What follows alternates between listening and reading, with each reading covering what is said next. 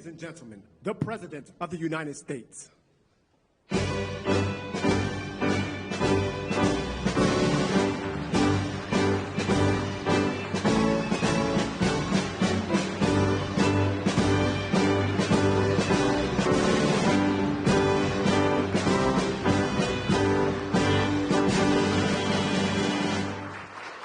Well, thank you very much.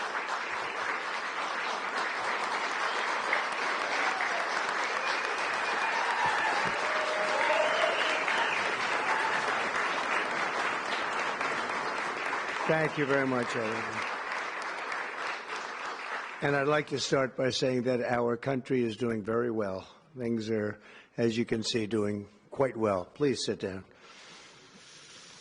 Before we begin, I just want to announce that I signed a proclamation a few moments ago honoring the 250th anniversary of Patrick Henry's famous speech to the Second Virginia Convention, in which he declared very well-known, very famous words, "Give me liberty or give me death." Has anyone heard the phrase? I think most of you have.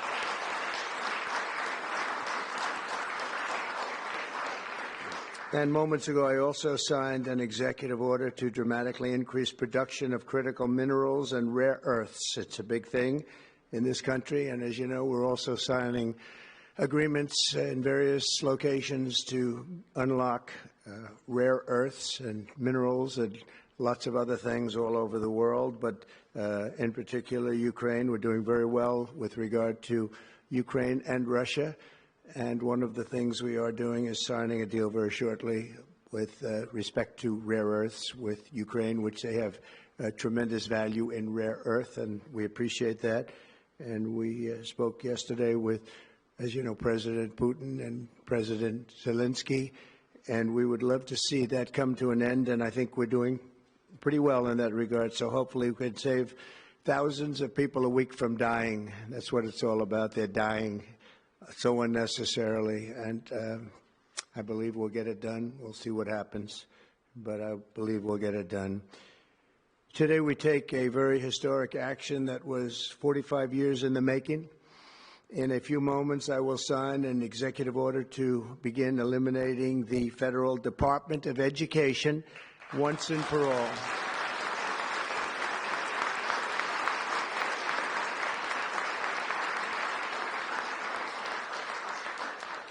And it sounds strange, doesn't it? Department of Education, we're going to eliminate it, and everybody knows it's right. And the Democrats know it's right, and I hope they're going to be voting for it, because ultimately it may come before them, but everybody knows it's right, and we have to get our children educated. We're not doing well with the world of education in this country, and we haven't for a long time. And we're pleased to be joined today by the woman who I chose because she's an extraordinary person. And hopefully she will be our last Secretary of Education, Linda McMahon. Linda, thank you. Thank you very much. That's another interesting statement. It's an interesting opening, right? But it's true, and it's been amazing how popular this has been. I tell people that this is what I'm doing today, and they say, "Oh, it's about time." Everybody says it. Republicans and Democrats have said it. They're all saying it. Also with us are some terrific people. Governors Greg Abbott. Greg, thank you very much. Governor Ron DeSantis, thank you very much, Ron. Mike Braun, congratulations on your victory, Mike. That was a big one. Mike DeWine, thank you very much, Mike. Jeff Landry. Jeff, thank you very much, Jeff. Bill Lee, thank you. Governors, all governors. Brad Little. Brad, thank you very much. Where are you, Brad? Hi, Brad. Jim Pilan, thank you very much, Jim. And Kim Reynolds. These are all people very interested in education. And I even see Dan Patrick over there, my friend Dan Patrick. We're joined also by Representatives Tim Walberg and Virginia Fox, Rick Allen, Michael Rulli, and again, Dan Patrick. Thank you very much, Dan. You've been a great friend of ours. And State Attorneys General Ken Paxton. Ken, I see you there. Andrew Bailey. Andrew, what a job you've done, Andrew. You have some good cases going. You've done a great job. Thank you very much. And co-founder of Moms for Liberty, Tiffany Justice. She's been a hard worker. Thank you. Thank you, Tiffany. When President Carter created the Federal Education Department in 1979, it was opposed by members of his own cabinet, as well as the American Federation of Teachers, the New York Times editorial board, and the famed Democrat Senator Daniel Patrick Moynihan. History has proven them right, absolutely right.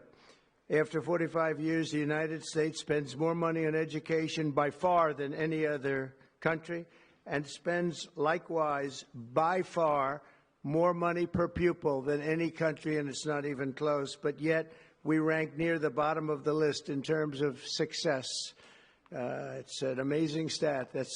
Those are two stats you don't want: the most money spent per pupil, and you're at the bottom of the list. And that's where we are, like it or not, and we've been there for a long time.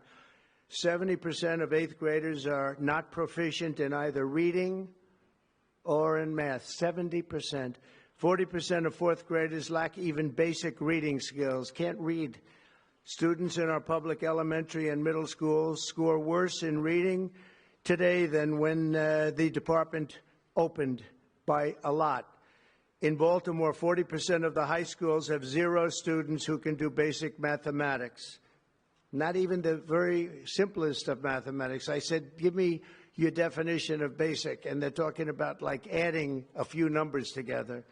Despite these breathtaking failures, the department's discretionary budget has exploded by 600% in a very short period of time, and it employs bureaucrats in buildings all over Washington, D.C. And as a former real estate person, I will tell you, I ride through the streets of Washington and it says Department of Education, Department of Education. I said, how do you fill those buildings? It's crazy what's happened over the years. I'm pleased to report that after offering these federal employees 2 generous buyout options, and they were very generous, and they're good people, but they were very generous. My administration has initiated a reduction in force, and we're already cutting numbers that were really surprising to a lot, that we were able to do it so successfully. And we've cut the number of bureaucrats in half. 50% have taken office, which is great. Thank you. Under the action I'm taking today, a small handful of Democrats and others that we have employed for a long time, and there are some Republicans, but not too many, I have to be honest with you. But the department's useful functions, and such as, and they're in charge of them: Pell Grants, Title I funding, resources for children with disabilities and special needs will be preserved, fully preserved. They're all going to be so. If you look at the Pell Grants, it's supposed to be a very good program. Title I funding and resources for children with special disabilities and special needs, they're going to be preserved in full and redistributed to various other agencies and departments that will take very good care of them. And that's very important to Linda, I know, and it's very important to all of us. But beyond these core necessities, my administration will take all lawful steps to shut down the department. We're going to shut it down, and shut it down as quickly as possible. It's doing us no good. We want to return our students to the states, where just some of the governors here are so happy about this. They want education to come back to them, to come back to the states, and they're going to do a phenomenal job. You know, if you look, Denmark, Norway, Sweden, I have to tell you, I give them a lot of credit. China's top 10. And so we can't now say that bigness is making it impossible to educate, because China is very big. But you have countries that do a very good job in education. And I really believe, like some of the governors here today, from states that run very, very well, including a big state like Texas, but states that run very well are going to have education that will be as good as Norway, Denmark, Sweden, and those top, Finland, those top countries that do so well with education. I think they'll do every bit as well. And what do you think about that, Governor? Do you agree? I think so. Ron, do you agree? I think so. Florida? Iowa? That's right. I really believe that. They'll be as good as any of them. And then you'll have some laggards, and we'll work with them. And we can all tell you who the laggards will be right now, probably, but let's not get into that. But we'll work with them, and we're going to make them, they'll do a job. I think they'll do a job, and they'll go to sections of the state. For instance, New York, you'll have a Manhattan, and you'll have a Suffolk County, and you'll have Nassau County, and you'll have Westchester County. You'll do 4 or 5 or 6 of them. You have upstate New York, and those counties, I think, are going to do very well. And I think ultimately Manhattan should do very well. But we'll break it down into sections, and I think it'll be really, really good. And they're going to be probably the tougher ones, but I think they have a chance to do really well. But we're going to be returning education very simply back to the states where it belongs, and this is a very popular thing to do, but much more importantly, it's a common sense thing to do, and it's going to work. Absolutely, it's going to work. And I can tell you from dealing with the governors and others in the state, they want it so badly. They want to take their children back and really teach their children individually. Probably the cost will be half, and the education will be maybe many, many times better. So we look forward to this. I want to just make one little personal statement. Teachers, to me, are among the most important people in this country, and we're going to take care of our teachers. And I don't care if they're in the union or not in the union. That doesn't matter. But we're going to take care of our teachers, and I believe the states will take actually better care of them than they are taken care of right now. They'll work all sorts of systems and even merit systems. Those great teachers are going to be maybe a little bit better rewarded, or maybe that's the way it should be, but the states are going to make that decision. But we're going to love and cherish our teachers along with our children, and they're going to work with the parents, and they're going to work with everybody else, and it's going to be an amazing thing to watch, and it's really going to be something special. And Linda, you're presiding over something that's so important, and you're going to do a fantastic job, just like you have your whole life. I know your whole life I've been watching you. I've been watching you for a long time. She's had nothing but success. So it's tremendous to have you, and hopefully you won't be there too long, but we're going to find something else for you, Linda, okay? So this will conclude what we are talking about with respect to our most cherished group of people, and that's our children. We want to have our children well educated. We want them to love going to school. We have examples of it. Look at those beautiful, bright-eyed faces. They are so smart. They're so smart.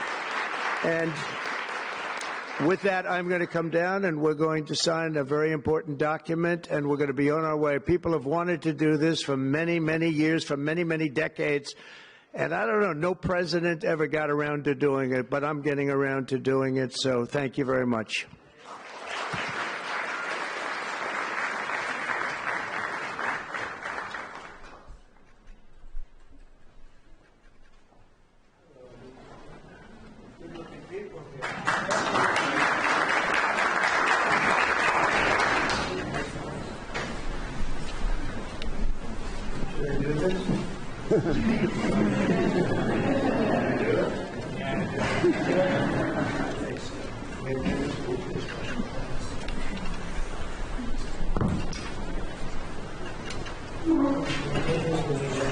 It was very lucky. I saw another document that turned out to be very good for the country, and I said, let's use that same pen. I don't know, is anybody superstitious? Ron, are you superstitious? Let's use that same pen.